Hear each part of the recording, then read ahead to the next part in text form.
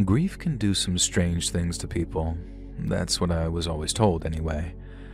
My mom first told me that when one of my high school friends lost her sister and started dressing up and acting like her sister. It made sense to me then, and I went out of my way to befriend her. Now, we're still close BFFs to this day, incidentally, and that's relevant to the story because she's a bit of a Let's Read fangirl, and she's the one who encouraged me to write in with this tale.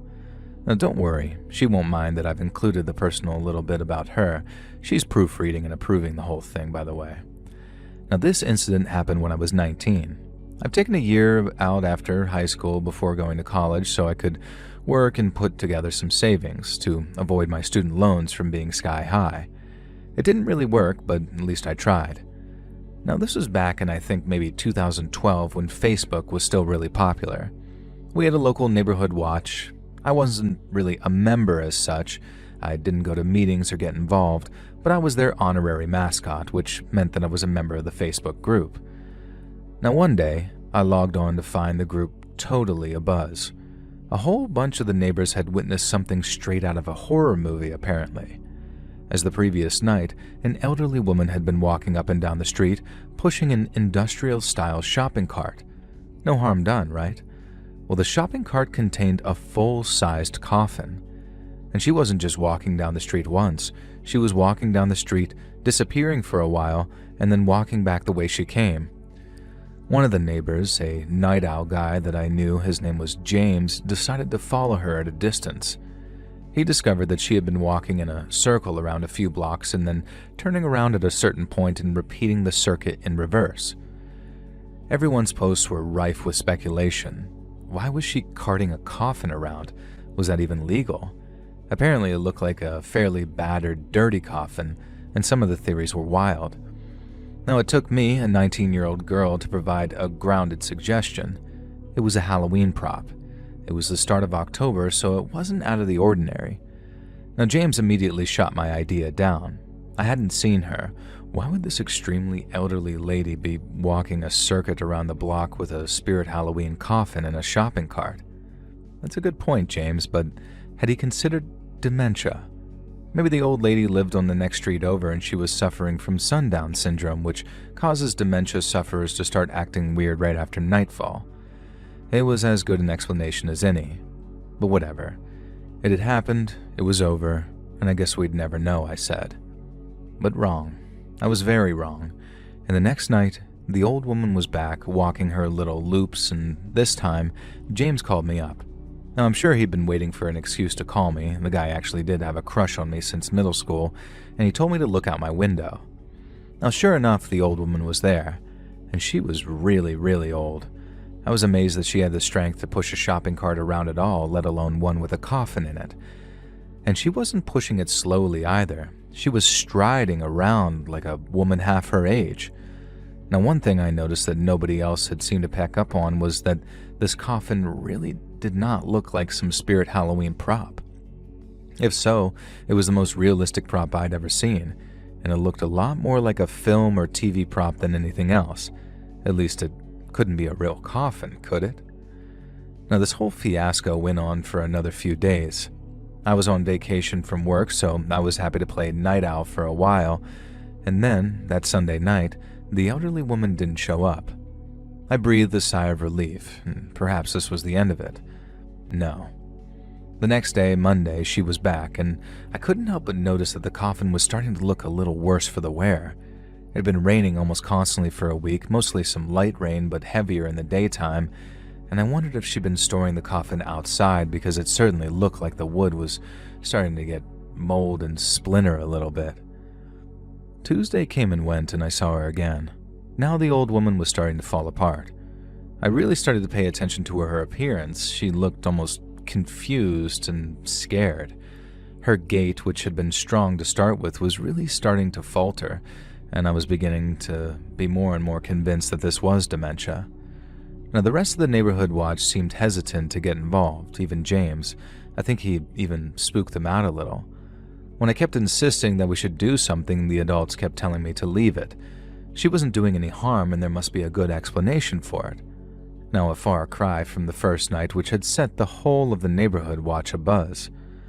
On Wednesday, the woman was really struggling. I'd become used to her role by now, and by my reckoning, it was taking her about twice as long to do her route. Now on Thursday, she was struggling even further because one of the wheels on her shopping cart had gone all gimpy, and she really had to struggle to keep it straight. On Friday night, I decided I was going to go outside and actually approach her. Now, my parents were away for the weekend. I didn't tell anyone about what I was going to do, as she was an elderly woman who must have been in at least her mid-80s. What was the worst she could do? And so I left my house shortly before I knew that she'd show up and pretended I was outside having a smoke, and I bumped into her by complete accident. It was very clear to me that she was confused. She kept calling me Gloria, which isn't even slightly my name, but eventually I managed to persuade her to open up, and the story she told me was heartbreaking and tragic. The old woman used to live somewhere around here with her husband many years ago. He'd passed sometime in the 80s, and they'd frequently gone for evening walks around the block, and she had it in her mind that if she started taking those long walks again, she might be able to reconnect with him. At first, her story brought me to tears. The whole thing was so tragic, and she reminded me much of my great-grandma, who had succumbed to Alzheimer's when I was younger, and I wanted to hug the old woman, who told me her name was Ethel, but it felt like it'd be intrusive. Now, I was so focused on the story that she told me that I almost forgot about the coffin itself, and suddenly it struck me. She was walking the neighborhood to reconnect with her husband, but she was carting this coffin around. It couldn't be, could it? I allowed myself to actually look at the coffin. Now, I'd been avoiding looking the whole time, as I suspected that the wood had started rotting into places, and there were a couple of holes in the coffin lid that had led me into the interior. Thankfully, I couldn't see much, but I could see enough. There definitely was some type of bones in that coffin. My hands started shaking, and I told Ethel to wait where she was because I wanted to help her, and then I stepped away a little, called 911, and whispered to the dispatch about what was happening. I told them that if they send the cops, please don't send them with sirens because she was a very old, vulnerable woman, and I didn't want to give her a heart attack or anything. However, it wasn't Ethel who risked having a heart attack. When I turned back to comfort her, I was absolutely horrified to see that she had opened the coffin. Years in the ground had not done her husband justice. It was mostly bones, with patches of shriveled skin in places. His clothes had all rotted off, and one thing that stuck with me was that his scalp was partially intact and strands of hair hung down one side of his skeletal face. I almost screamed then and ran, but I didn't want to startle Ethel. She seemed so proud to be showing off her husband, as if opening the coffin to show me had suddenly reunited her with her beloved. It's very strange, this feeling of terror and revulsion and grief and sympathy all at once, but I can safely say that I've experienced that combination. I talked to Ethel for a few minutes, trying to keep my eyes off the corpse next to us, which holy hell did it reek, when the cops pulled in without the sirens on as I requested, and I was unbelievably relieved. Everything was quiet, controlled chaos after that. They took poor Ethel away in a police car and she stayed fully silent. They called a coroner to come for the coffin and the body, and meanwhile, it all suddenly hit me and I started shivering and convulsing in shock, so I was actually carted off to a hospital eventually. It turned out that Ethel's husband's coffin had been stolen 5 years ago. Ethel was 93 at the time that I met her. It was very clear to all of us that an 88-year-old woman was not capable of exhuming a coffin and transporting it out of a graveyard. Whoever helped her has, as far as I'm aware, still never been identified. Ethel fell into a catatonic state immediately following the events. She spent some months in a nursing home, during which I visited her at least twice a week. Now, eventually pneumonia took her, and I hope she's finally reunited with her husband, who I found out was named Clive. Thankfully, I was able to find some photos of him with Ethel in her room that her granddaughter had brought for her, and it was much better a way to picture Clive than the rotting, decomposing corpse he'd been when we first met. Now, I don't think I'll ever get that sight out of my head. It was horrific, tragic, and a terrifying series of events, but it did make for one heck of a story for the Neighborhood Watch Facebook group.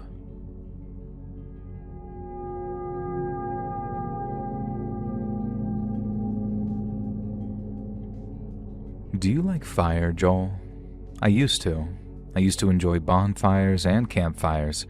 I used to love staring into the flames and imagining I could see all kinds of magical things in them. Now, fire just fills me with fear.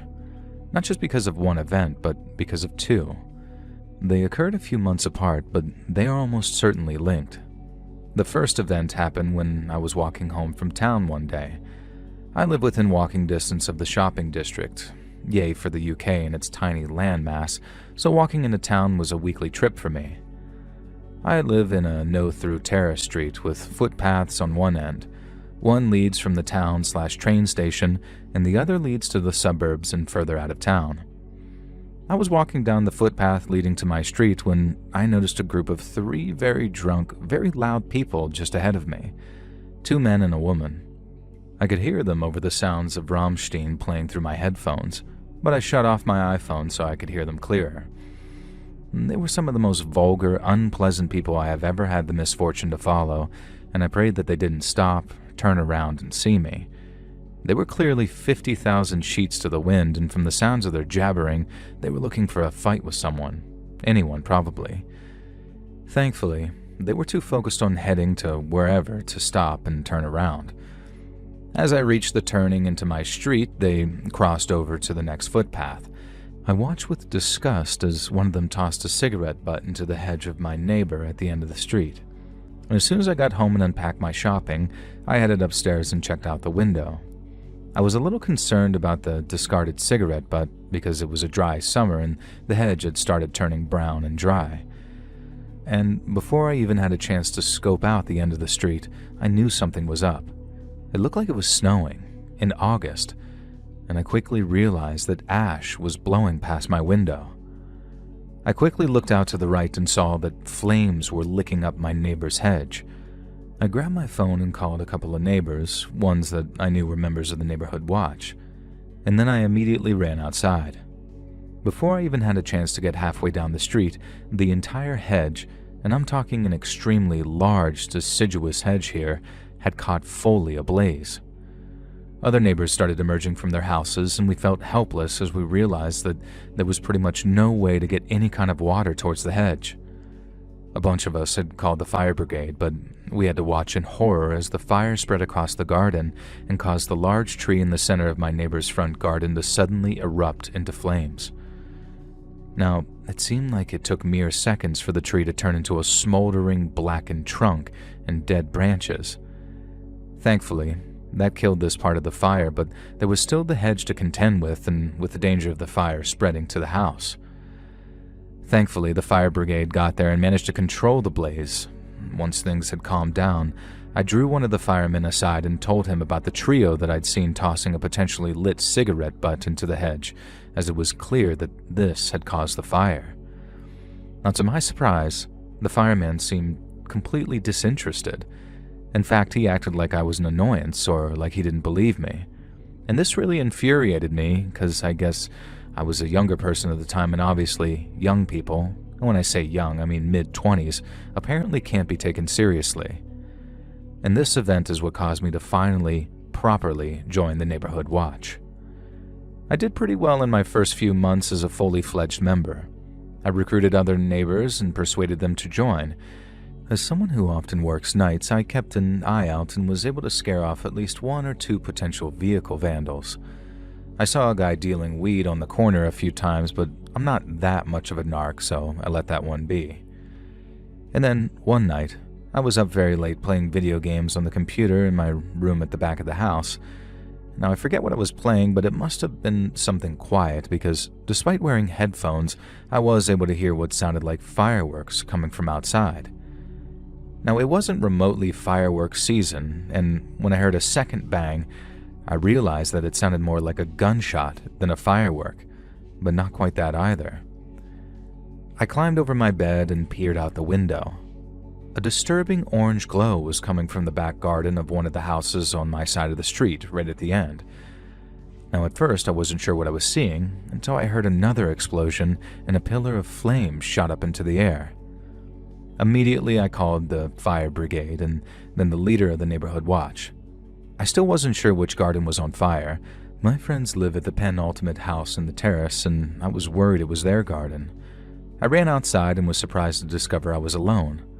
The first thing I did was run to the end of the street, and that's when I realized that it was the side garden of the final house in the row, number 20, which was on fire. And from what I could tell, it was the garden shed, but the flames were licking dangerously towards the house itself, which was pretty dilapidated and, in particular, had a wooden balcony which could easily catch fire. I ran straight to number 19 and knocked, waking them up, and started yelling that the next door was on fire and it could spread to their house and they needed to get out of there right away.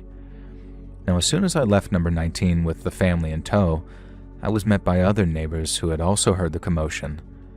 A few of us had already called the fire brigade at the same time, and we were assured that they were on their way. I looked around, and I could not see the guy who lived in number 20. I assumed that he would have been first to evacuate, but no.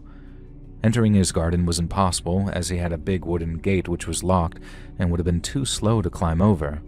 So in my infinite wisdom, I decided to head down the footpath that headed into town and try and yell for the guy who lived there, and also his cat, who I was very fond of. I took a few steps down from the footpath when suddenly there was another explosion from the shed. A huge, billowing wall of flame rolled over the wall and came thundering towards me, and the fire got so close to me that it singed my eyebrows and the hairs on my arms. I jumped backwards. If I had taken one single step forwards, I would have been hit by that wall of flame. Now, I'm certain that someone was looking out for me that day because I was so close to being immolated that, damn, it's honestly scary to even think about to this day. Now, the first brigade showed up and then the cops. And when the fire was put out and all the commotion had died down and some time had passed, we eventually discovered through our neighborhood watch liaison that it had been an act of arson. Someone had set the neighbor's shed on fire. Unfortunately, the neighbor had been storing a whole bunch of aerosol cans and fuel in his shed, which he really wasn't supposed to do, which had led to the fire being far more serious than was likely intended and far more dangerous. The reason that the owner hadn't fled the house was because he was actually away, staying with his son up country, and you'll be pleased to know that the cat was fine and was the first to flee. Now, I can't be sure, but I'm absolutely certain that the trio who set the fire to the hedge were also the ones who burned the shed. When they'd been walking past number 20, some of their vulgarity had been directed at the man who lived there in the house, so they clearly knew him, and there was a nearby pub which had CCTV cameras, and of course it wasn't working at the time, so nobody was identified. The arsonist or arsonists were never caught, but I know who it was. It was the drunk alcoholic smokers who recklessly threw burning cigarette butts around, and so just after our street had stopped stinking of a burning hedge, it started stinking of a burning shed. That was a fun year, with the smell of burning everything permeating our lives. At least nothing else had caught fire for nearly 2 decades now, and if it does, then I'm going to leave it up to other members of the neighborhood watch to go heroically diving into those flames.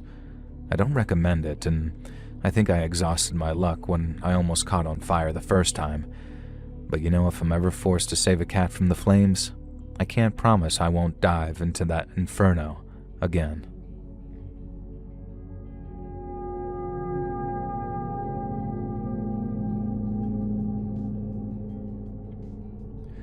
I lived with my family on Redacted Street for a few years. It was a close-knit, lovely community full of diversity and friendship, and a whole bunch of us became fast friends, and we'd regularly host barbecues and get-togethers at each other's places. The guys, me included, would often watch football regularly, and we'd generally just have a good time. And that's why it made total sense to set up a neighborhood watch. It seemed like fun at first. The neighborhood was extremely safe, and there wasn't much to really watch out for. But a bunch of us hot-blooded guys thought that it would be a badass idea, and so we went about filing the correct paperwork and completing the correct registrations. And soon, every house had one of those neighborhood watch stickers in their window, and we had a menacing sign attached to a lamppost at the opening of the street. Now, I was very impressed that absolutely everyone in the community signed up. Not surprised really, but still. Of course, nothing happened for a while. We set up a neighborhood watch email group and tested it by using it mostly for group chats. Sometimes we'd do tests. One of us would alert the others that they were going to fake an emergency, and then we would, just to test our reaction times. It was completely silly and really achieved nothing, but it was fun. And that's why I didn't take it entirely seriously when I got Mike's email to the group.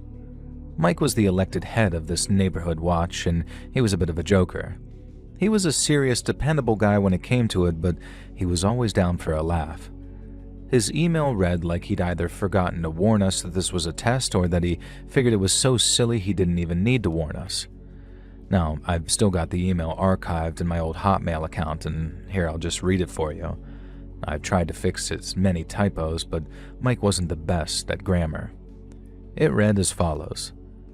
Guys, there's been a sighting of something effing weird in the neighborhood. I heard from Mrs. O'Bannon and Miss Perks via 2 separate emails that they'd seen an old, withered, dirty-looking homeless guy walking down the middle of the road. Now, okay, we don't judge. Homeless people are allowed to cut through our area. That wasn't the issue, though. The guy was walking a pet on a leash, a pet alligator, according to Mrs. O'Bannon, and a crocodile, according to Miss Perks. Now, they're both willing to admit that as old ladies, they don't have the best eyesight, but they are certain that this is what they saw. Now, as you all know, we live absolutely nowhere near alligator country, and I believe crocodiles only live maybe somewhere south of Florida when it comes to mainland America, so I have no idea how this man would have a pet alligator/crocodile. Either way, be careful out there. You don't want to find yourself as reptile chow. Regards, Mike. Now, immediately, I was on the phone to Mike asking if this was some kind of goof. I could instantly tell that he was serious. He was skeptical, sure, like he'd said. The old ladies didn't have the best eyesight. But what other animal could they have mistaken for a crocodile or alligator? Mike and I tried to come up with some alternatives. A huge, crawling dog? Now that hardly seemed likely. A Komodo dragon? Now that would have been even worse, really. A snake? That's still not great. And after that, we were out of ideas. We knew one thing, though. The neighborhood watch had to be extra vigilant at night until we were sure that we'd seen the last of Crocodile Bum D, as we took to calling him. A pun on the movie character Crocodile Dundee for you youngsters out there. You should watch it, though. Thankfully, my kids were both at summer camp for the next month, and my wife was currently working nights at the hospital. So I was being a bit of a night owl myself to make sure that I got to spend some time with the love of my life instead of missing each other like the ships in the night. And I told Mike that I'd keep an eye out. Unsurprisingly, I saw absolutely no sign of any reptile-walking homeless guy. I did see a disheveled figure staggering down the street at 3 a.m. one night, but soon realized that it was the Petersons' teenage son, clearly drunk and clearly sneaking home. I'm pretty sure he wasn't supposed to be underage drinking, but I didn't report him though. I'm not some snitch. Now, the next night was actually a full moon. It was a beautiful night, warm without being oppressive, and the kind of night that you really didn't want to stay stuck inside on the computer. I've been neglecting my morning jogs to make sure that I was home to greet my wife, so I decided that at 1 a.m., that was a decent enough time to go quietly jogging around the neighborhood. Everyone knew I was on Crocodile Bum D watch duty, so I figured I wouldn't alarm anyone with my presence jogging around. Now, I've been jogging around for about 10-15 minutes, cursing my dad bod and feeling frustrated at the fact that I'd let myself go a little. I took a break to sort of bend down and control my breathing, and you know the way that joggers do where you rest your hands on your thighs? Well, feeling invigorated, I looked up and immediately saw a figure at the far end of the street.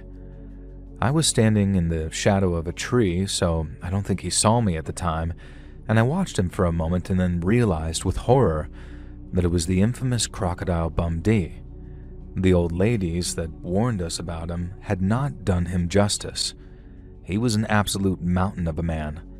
I could see him pretty clearly because he was strolling down the road in the middle of it, lit up by streetlights on either side. and he wore this huge, filthy coat that was even taller than him, with a hem dragging along the surface of the road. And he wore these huge black boots, and I could hear his stomping footsteps even from over 200 yards away. Now, he had long, straggly hair and a wild-looking beard.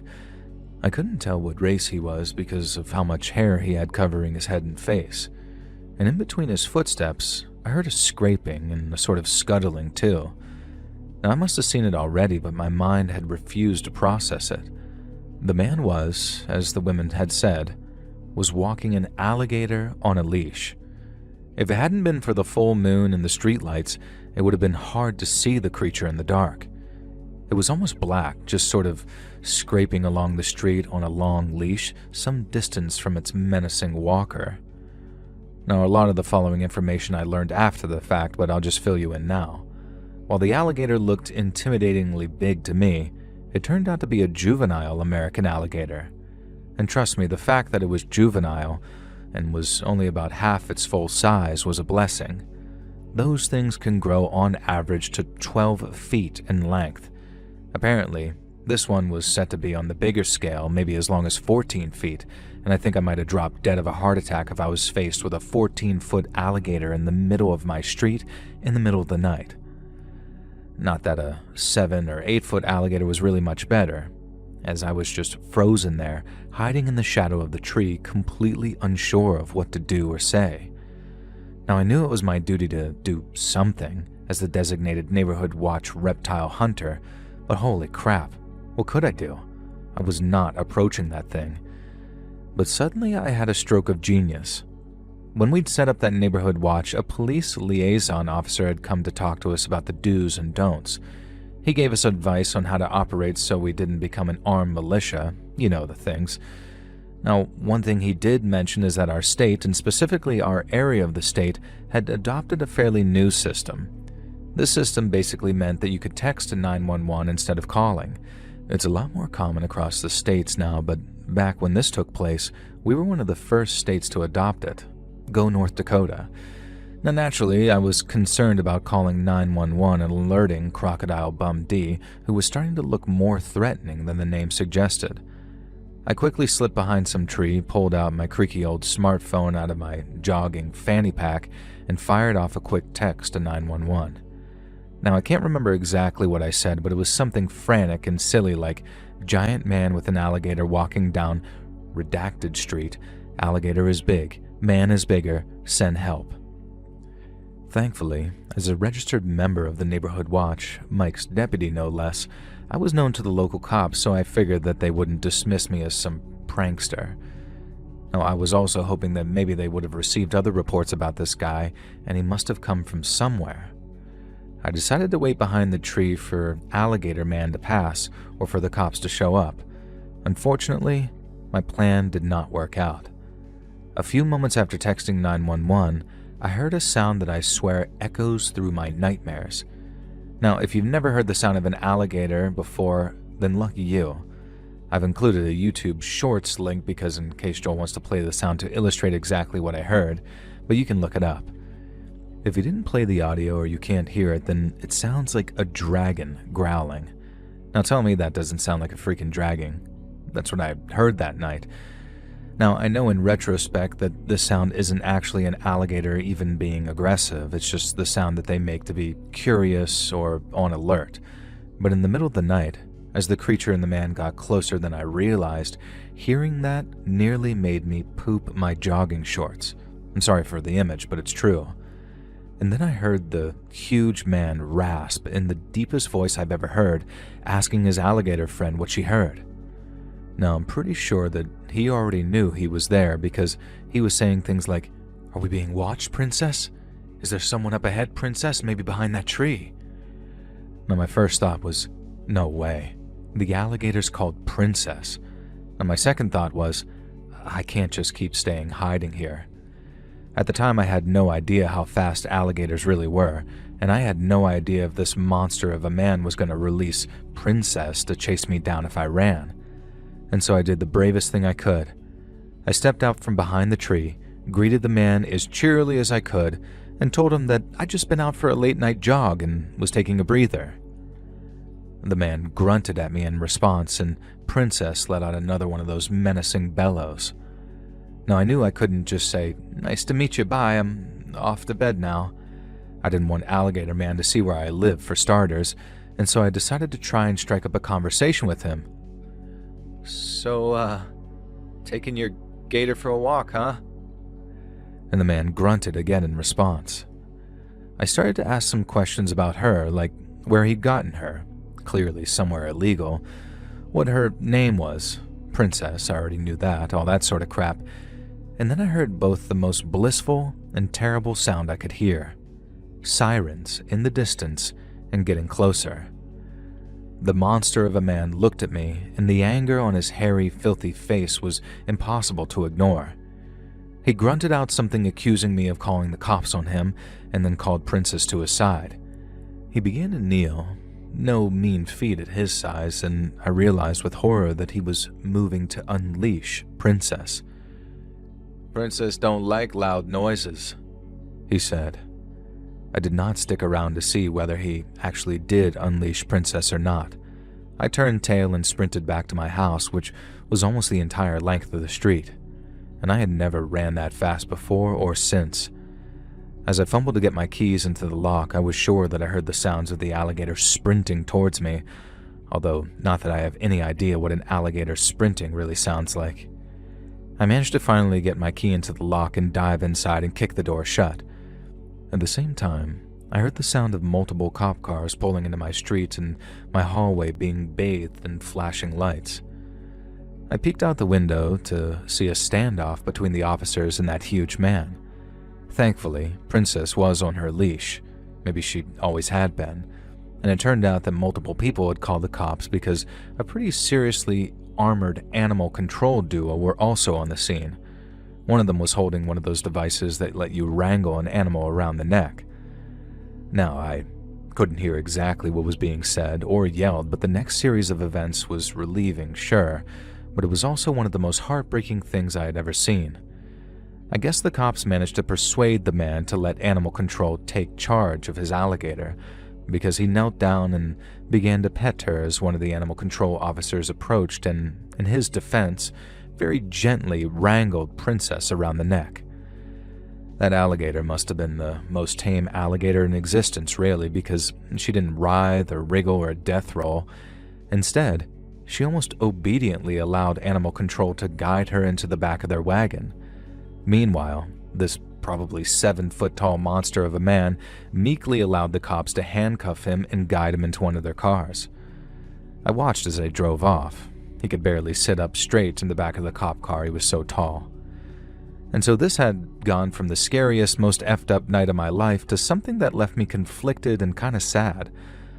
I'm a bit of a softie when it comes to animals, and even though this massively intimidating man had an illegal, lethally dangerous pet, and was taking her for a walk down my street, I couldn't help but feel bad. I guess in his eyes, Princess was no different than a dog or the many legal, dangerous exotic pets that people can keep. On the other hand, I was the absolute hero of the neighborhood watch when I told them everything that had happened. We had a meeting the next day over beers and snacks, and I was definitely the man of the hour. I still had this nagging sadness for Princess and Crocodile Bum D, though. Thankfully, I was able to get some updates on the story over the years, and the man, whose name actually was Warren, was indeed in possession of an illegal juvenile alligator. However, as he was able to prove, he'd found her as a baby, abandoned by whoever had originally purchased her as a pet. The two had bonded, and he'd looked after her ever since. He admitted to the cops that he had no idea how large she'd grow, but accepted that she was clearly growing too big for him to manage. Princess, for the most part, had never harmed anyone or committed any crimes. Given the circumstances, nobody involved wanted to euthanize the animal, and eventually an animal sanctuary not too far away was found. The sanctuary had both the means to look after an alligator and a spare space to nurture one who hadn't acclimatized to other members of her species. Now, not only that, it was discovered that Warren had previously worked as a zookeeper many years ago, and while he'd been living homeless and unemployed for some time, he had the necessary qualifications and free time and the ability to relocate. So Princess and Warren went to live and work at the animal sanctuary together. Unfortunately, Warren passed away a couple of years ago due to cancer, but I occasionally exchange emails with the owner of the animal sanctuary, and Princess is doing extremely well. In captivity, she's looking at a good 50 or 60 more years of life, and I know that wherever he is now, Warren is looking down, watching over her.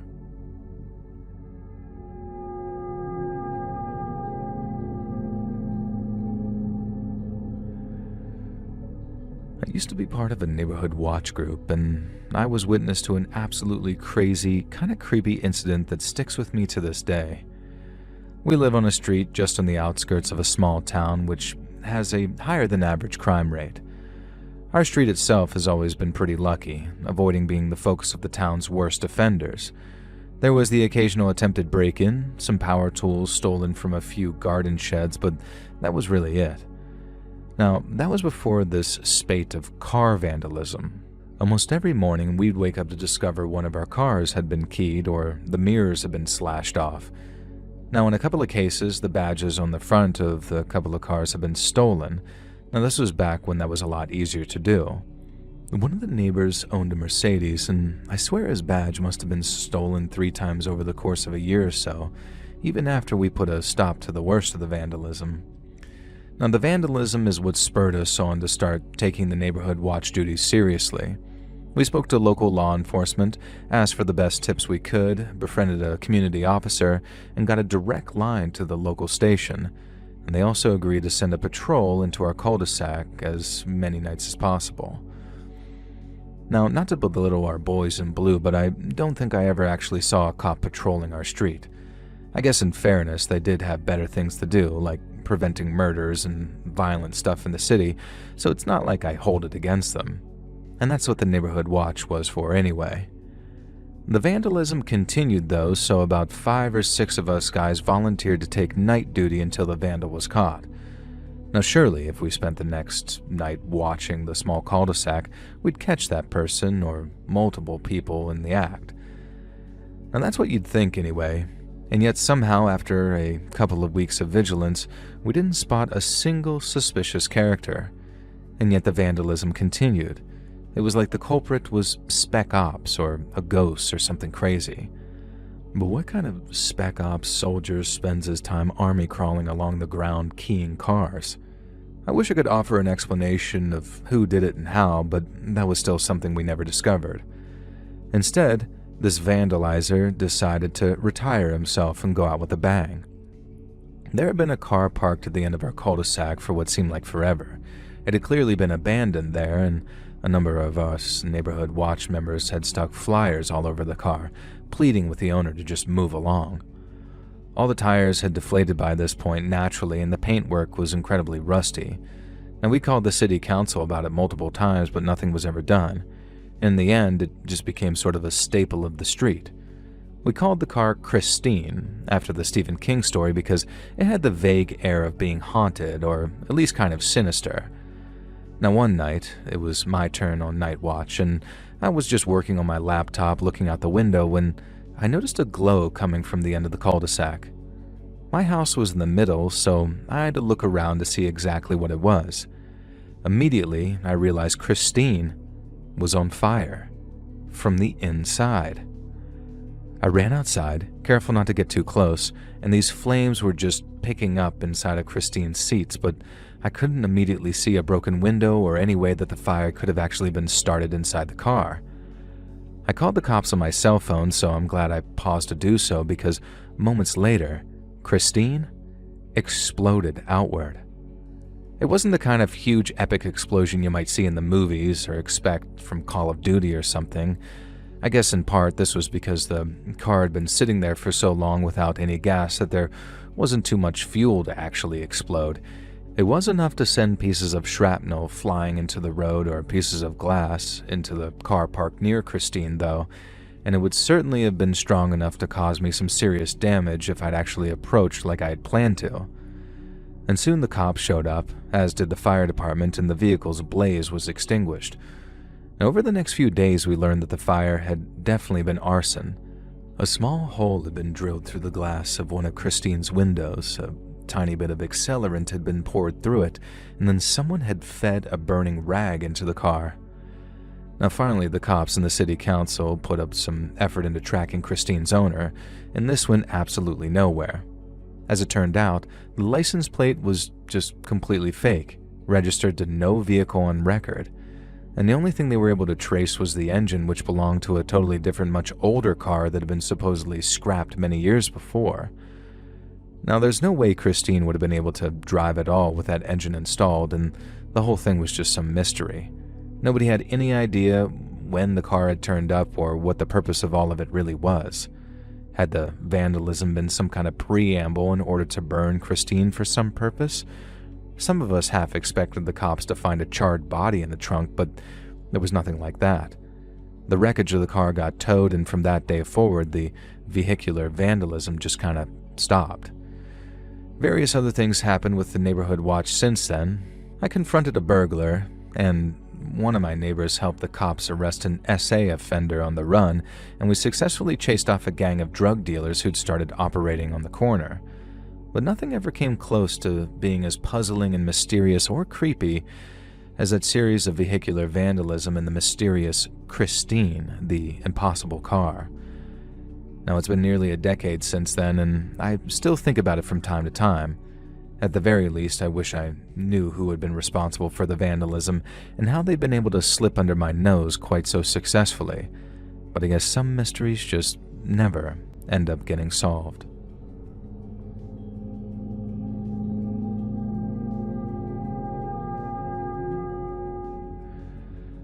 I'm going to start this by saying that I love the idea of the Neighborhood Watch Initiative. I've moved house since this story took place, and I'm part of an unofficial neighborhood watch myself. I regularly help out, and I'd say that I'm a proud member. Now, it wasn't always the case. I used to live in a small ranch-style house in a relatively rural neighborhood. I didn't know much about the concept of neighborhood watch groups at the time, and even less so about the type of neighborhood watch group in my area.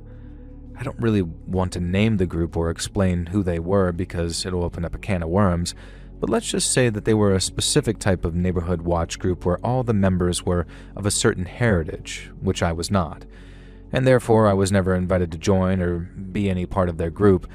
But within a day of moving in, I did receive a surprisingly professional-looking pamphlet detailing who they were and what they did. In short, they kept an eye on the neighborhood for undesirables, bad behavior, and any threat to their way of life. My vague understanding of a neighborhood watch group was that they were a group of people who kept an eye out for crime or vandalism, but that didn't seem to be the case here. It seemed more like a homeowners association, but they were adamant in their literature that they were a neighborhood watch group. And boy, did they send a lot of literature. Almost every week I received a Neighborhood Watch newsletter, but these mostly consisted of lists of things I should or shouldn't do as a good member of the community. The pamphlets I received seemed specifically designed for people like me, i.e. people who didn't quite fit in to their culture. I don't want to say that they were outright hostile, but they made it very clear that I didn't entirely belong and I wasn't one of them. I had no idea which of my neighbors actually belonged to this Neighborhood Watch group, but almost every neighbor I tried to befriend or even be remotely friendly with seemed to snub me or look down on me. They were all a fair bit older than me, with the youngest pushing 50 aside from a small handful of families who kept to themselves. And there was one neighbor I befriended, though. I'll just call him Devin.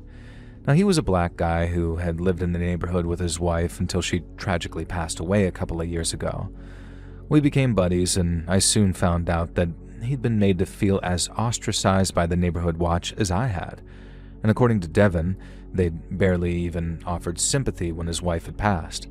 Their biggest concern seemed to be informing him that if he was holding the wake at home, he'd have to limit how many cars parked in the street because otherwise it might become inconvenient for the others. Now, I was horrified at this.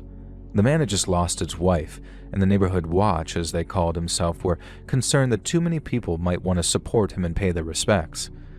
And so we kind of bonded over how much of a bunch of expletives this Neighborhood Watch group was. Now, we took to calling them the homeowners a-holes, Anytime either of us did end up speaking to one of the members of the neighborhood watch, particularly a very elderly man called Elijah, we intentionally referred to them as a homeowners association after realizing how much they seemed to irrationally anger them. Now, it wasn't long before I started receiving personalized letters on their pretentious customized neighborhood watch letterhead complaining about various things. My lawn needed trimming, my car was parked too far from the curb, and I should only ever park in my driveway, never mind the fact that I was applying new asphalt at the time. Now, I wrote back informing them that this seemed like something an HOA should be concerned with, not a neighborhood watch group, especially one of their persuasion, and shouldn't they be on the lookout for crimes and vandalism? Mike's garden shed had been broken into a few weeks before, and there certainly hadn't been any neighborhood watch keeping an eye then.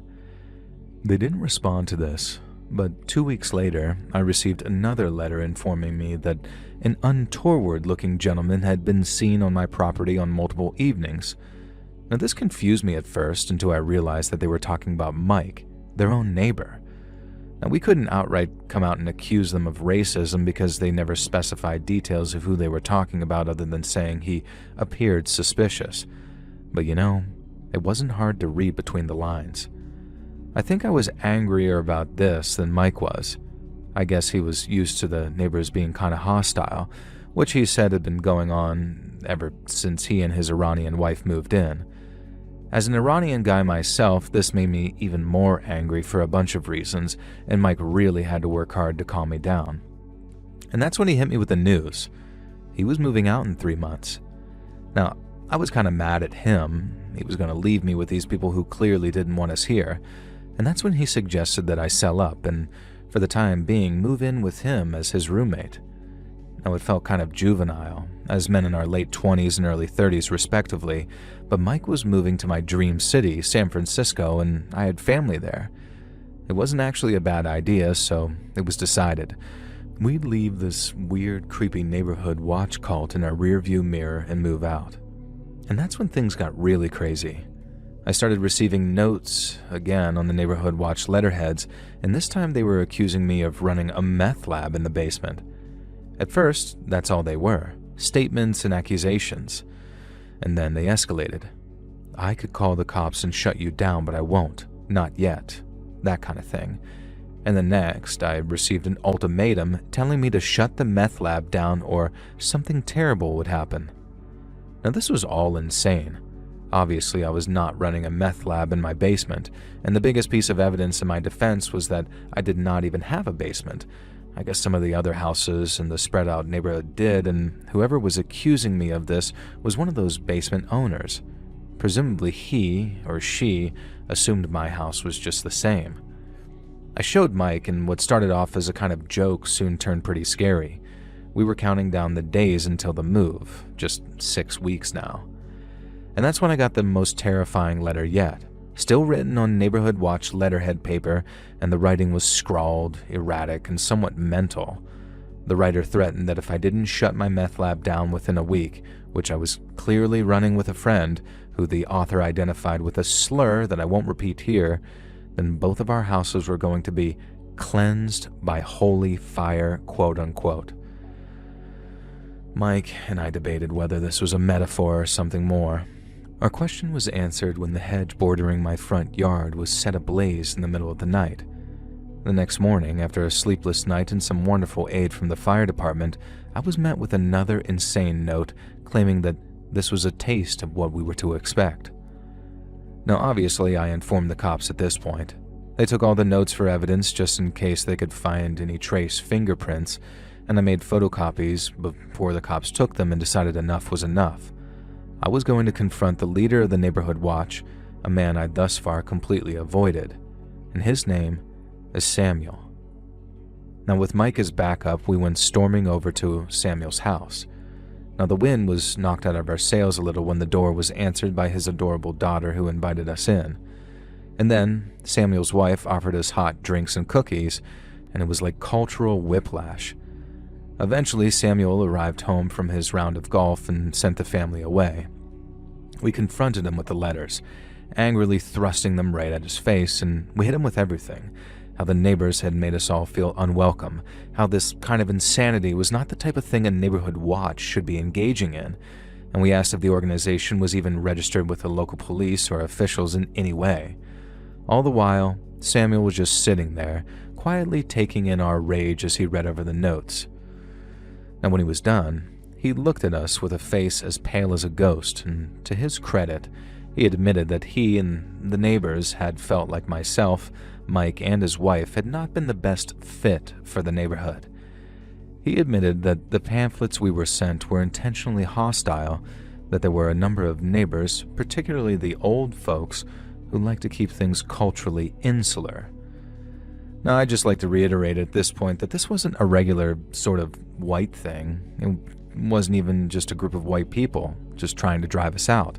It was a lot more complex than that, but I don't want to go into the whole story here due to the current events. I'll just leave it up to you to decide what I'm talking about, but it wasn't a case of random white people acting hostile towards BIPOC folk.